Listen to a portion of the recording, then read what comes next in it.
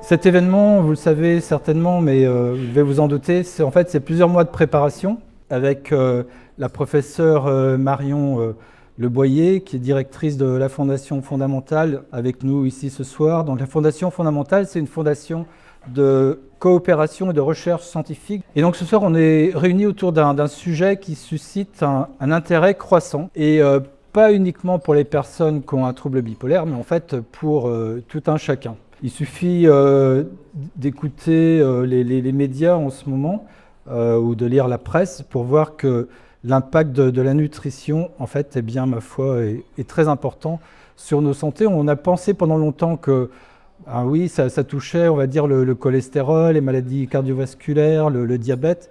Et on se rend compte aussi maintenant que ça touche aussi la santé mentale de tout un chacun, mais aussi les personnes qui ont des troubles psychiatriques, et ici en l'occurrence des troubles bipolaires, et donc il y a des choses à faire. Vraiment important de rappeler qu'une personne concernée, et on en a ici ce soir, elles vont pouvoir témoigner, par un trouble bipolaire peuvent tout à fait exercer une activité professionnelle dès lors qu'un certain nombre de conditions sont mises en place pour leur faciliter, entre guillemets, donc leur activité. Parce que ces personnes ont des talents que d'autres n'ont pas. Et donc notre ambition est désormais de faire de ce rendez-vous un moment annuel de réflexion, de partage et de mobilisation. Donc c'est le deuxième.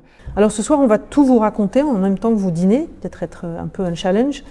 Tout ce que vous avez toujours voulu savoir sur la nutrition et le trouble bipolaire. Je ne vais pas parler longtemps parce que vraiment on a envie d'entendre tous les orateurs qui vont succéder ce soir. Je voudrais juste rappeler quelque chose que vous savez tous, c'est probablement ce qu'on va dire ce soir ne s'applique pas à tout le monde.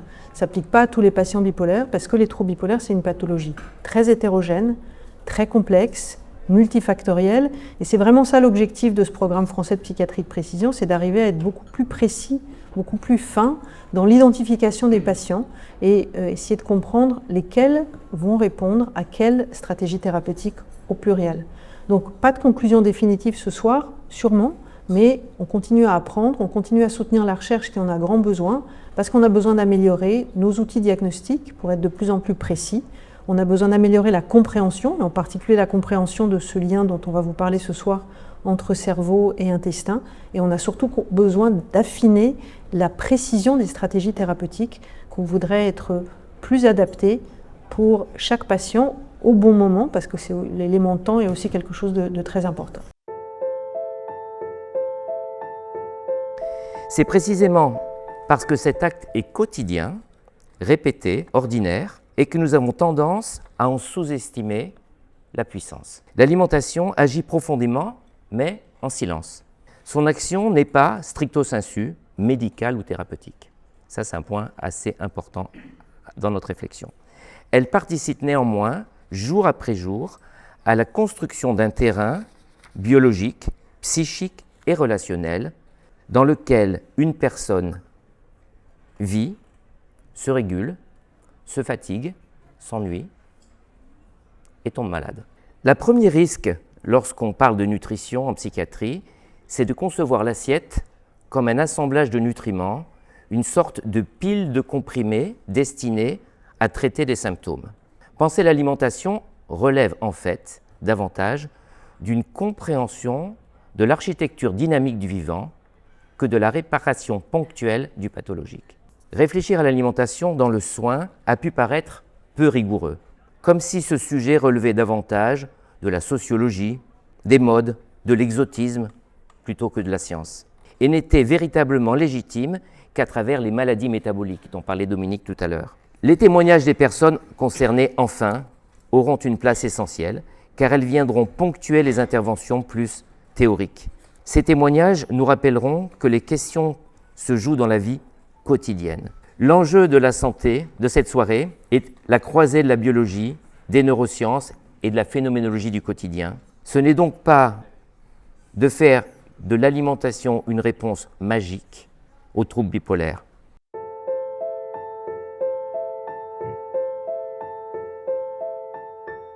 Donc qu'est-ce que le microbiote intestinal et finalement pourquoi on en parle autant depuis quelques années ?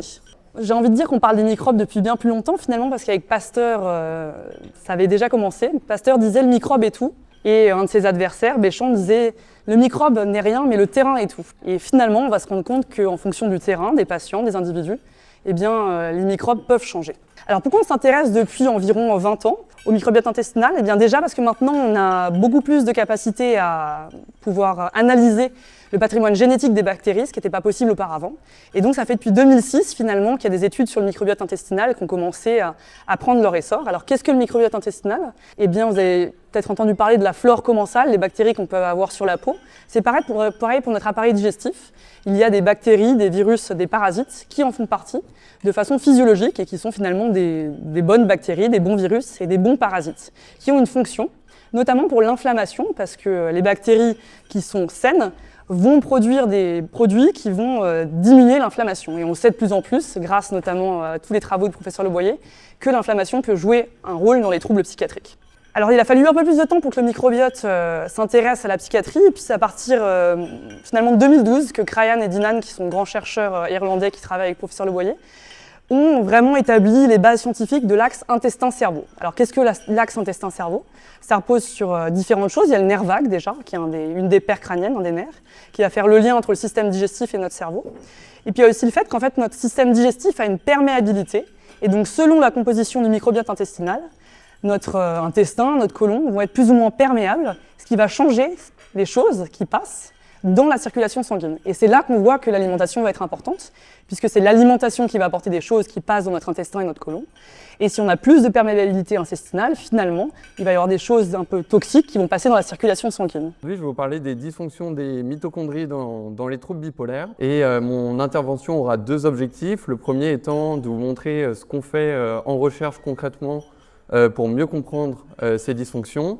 Et le second sera d'introduire les prochaines interventions et de vous donner les clés pour mieux les comprendre. Tout d'abord, je dois définir ce que sont les mitochondries. Donc, ce sont ces usines à l'intérieur de nos cellules qui sont par milliers, voire dizaines de milliers, qui produisent l'énergie pour celles-ci. Leur nombre dépend grandement de l'organe. Par exemple, le cerveau, qui demande énormément d'énergie, comptera, par exemple, dans les neurones, environ 10 000 mitochondries, alors que dans des cellules, par exemple, du système immunitaire, qui n'ont pas besoin d'envoyer des messages électriques toutes les millisecondes, on va en avoir entre 100 et 1000. Elles sont aussi les génératrices de ce qu'on appelle le stress oxydant, le stress oxydatif, et qui, si est engendré en trop grande quantité, va être responsable de l'inflammation. Et enfin, ce sont donc des organelles, des organites, ces usines, elles sont très dynamiques, elles peuvent voyager d'une cellule à une autre, elles peuvent voyager dans le sang pour rejoindre le cerveau ou d'autres tissus qui ont besoin d'énergie. Le cerveau représente seulement 2% du poids de notre corps, donc 1 à 2 kg, mais utilise 20% du glucose, donc c'est-à-dire des substrats énergétiques. Et donc le sport a un vrai impact, un impact surtout à long terme bénéfique sur les mitochondries, puisque à court terme, on va demander, par exemple, si on fait du sprint, on va demander énormément d'énergie, ce qui va entraîner beaucoup de stress oxydatif, mais qui va aussi permettre sur le long terme de mettre en place des mécanismes compensatoires au stress oxydatif, et donc sera bénéfique, sera antioxydant sur le long terme.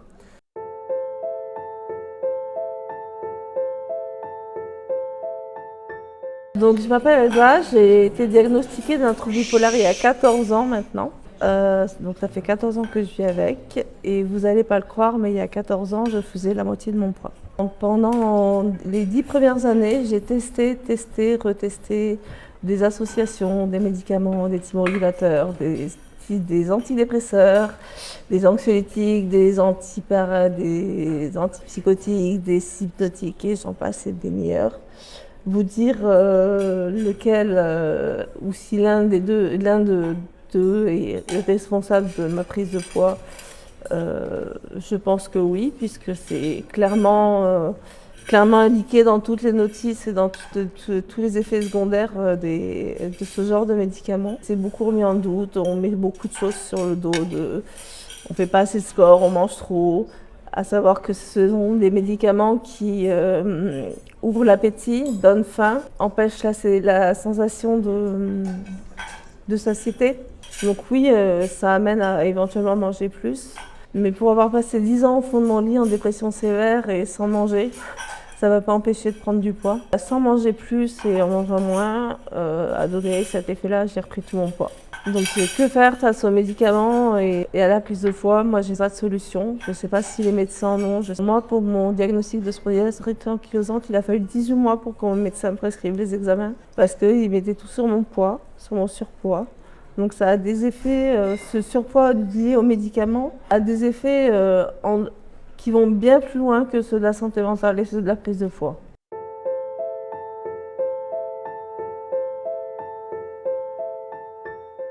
De quoi est-ce qu'on parle depuis tout à l'heure? On explique que effectivement le syndrome métabolique et les facteurs de risque de maladies cardiovasculaires, donc y compris le syndrome métabolique, sont extrêmement fréquents dans la population des personnes concernées par des troubles bipolaires, des troubles psychiatriques en règle générale et des troubles bipolaires en particulier. Mais ce qu'il faut savoir aussi, c'est que le syndrome métabolique est en état réversible, modifiable, et donc qui se prête tout à fait à l'éducation thérapeutique des patients pour apporter surtout un accompagnement et un soutien dans l'amélioration de l'hygiène de vie globale. Donc moi, ce que je propose dans mon unité, donc au sein du centre expert des troubles bipolaires à l'hôpital Fernand Vidal, c'est un parcours suivant lequel j'accompagne les patients pendant quelques mois. Je le propose assez systématiquement auprès des patients. Donc on commence par une consultation qui dure une bonne heure pour vraiment faire connaissance. Je m'axe surtout sur quelles sont les ressources des patients, quels sont les freins qu'ils vont devoir contourner. Et on essaye déjà ensemble de réfléchir à leur situation, à ce qui va être possible de faire ou pas. Ensuite, je leur propose de participer en groupe à une journée d'information. Donc là, ce n'est pas une journée où les gens, en général, tombent de leur chaise. Je propose des grandes recommandations de l'OMS avec l'aide de mes collègues diététiciens, psychologues, pharmaciens, pour une journée vraiment avec plusieurs ateliers qui se déclinent tout au long de la journée, différents intervenants qui se rendre disponible pour répondre aux questions et encore une fois redonner les grandes recommandations en termes d'alimentation, d'activité physique, de sommeil. Je vais vous parler du régime cétogène et de son application dans les troubles bipolaires. Alors qu'est-ce que c'est que ce régime cétogène? Vous avez peut-être entendu parler sous le nom de régime keto, en tout cas c'est comme ça qu'on l'appelle dans la presse. Il est caractérisé par une consommation très élevée de graisse, environ 75%, une consommation modérée de protéines, 20% environ, et une consommation extrêmement faible de sucre, donc de glucides, environ 5%. Alors pour avoir un peu une idée de ce à quoi ça correspond, le régime cétogène, il limite l'apport en glucides entre 20 et 50 grammes de glucides par jour. Et à titre de comparaison, une banane, par exemple, ça correspond à environ 24 grammes de glucides. Donc c'est quasiment la totalité de votre apport en glucides dans ce régime cétogène. Alors en temps normal, le corps, l'organisme, il utilise, on l'a dit tout à l'heure, le sucre comme principale source d'énergie. Avec le régime cétogène, on change complètement la façon de faire.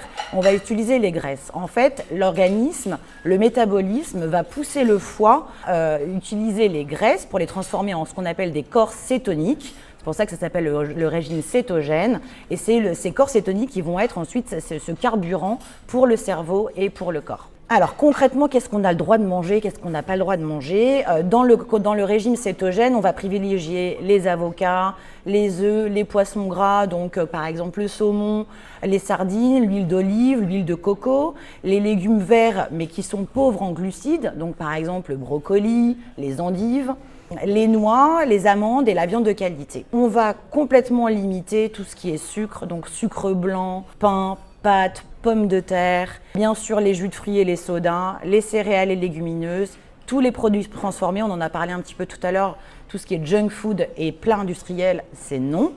Je ne voulais pas passer pendant le dessert, c'est raté. Voilà. Bon, heureusement, c'est des fruits rouges, c'est pauvre en sucre et c'est plein de polyphénol, donc validation pour le dessert. On peut prendre le dessert. Alors, bonsoir à tous. Je travaille sur la psychonutrition, c'est l'influence de l'alimentation sur la santé mentale, le cerveau et le microbiote. Et on a un vrai problème en France actuellement, pas qu'en France d'ailleurs, c'est qu'on a une agro-industrie qui s'occupe de notre alimentation et qui n'en a rien à faire de la santé, et une industrie médicale qui s'occupe de notre santé et qui n'en a rien à faire de l'alimentation. Et au milieu, il y a des millions de personnes en fait, qui cherchent des solutions. Et ce qu'on a vu ce soir, je ne sais pas si vous avez été renversés comme moi, mais entre les présentations qui ont eu lieu, moi, il y a quelque chose qui m'a vraiment interpellé, c'est pour ça que je me suis permis de poser la question. C'est quand même qu'on a eu la confirmation ce soir qu'il y a 2 modes d'alimentation qui ont des effets drastiquement opposés sur les mitochondries.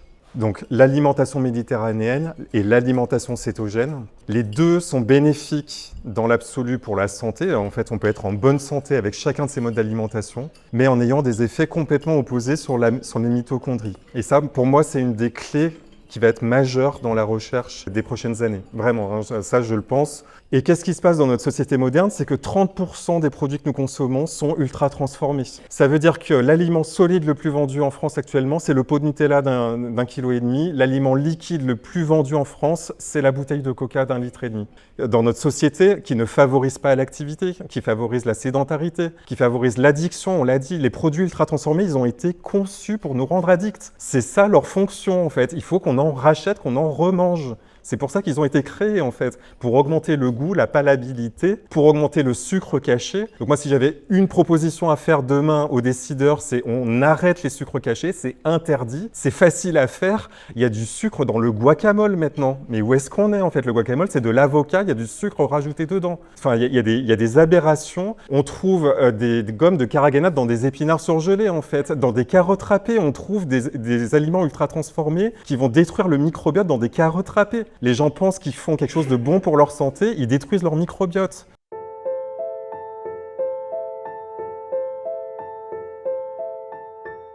Je pense que le plus important, c'est que j'avais déjà commencé à faire la paix avec moi-même avant que la balance ne change de direction. J'avais déjà décidé que ces kilos ne définiraient pas ma valeur. Finalement, ces kilos racontent autre chose. Ils racontent le prix d'une stabilité retrouvée. Ils racontent les années passées à lutter contre une maladie exigeante. Ils racontent un parcours et je n'en ai plus honte. Peut-être parce qu'avec le temps, j'ai compris ce que Saint-Exupéry, qu'on connaît tous, faisait dire au Petit Prince, et on ne le dit jamais assez.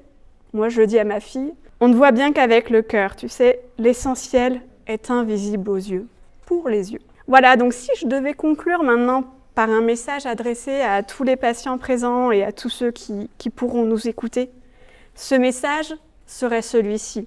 Prenez soin de votre santé, faites ce qui est possible, demandez de l'aide, primordial, allez chez Argos. Essayez d'agir là où vous avez du pouvoir d'agir. Mais s'il vous plaît, ne laissez pas la quête du poids parfait occuper toute la place. Indulgence, patience, voilà, ce sont 2 mots à mettre à l'honneur, s'il vous plaît.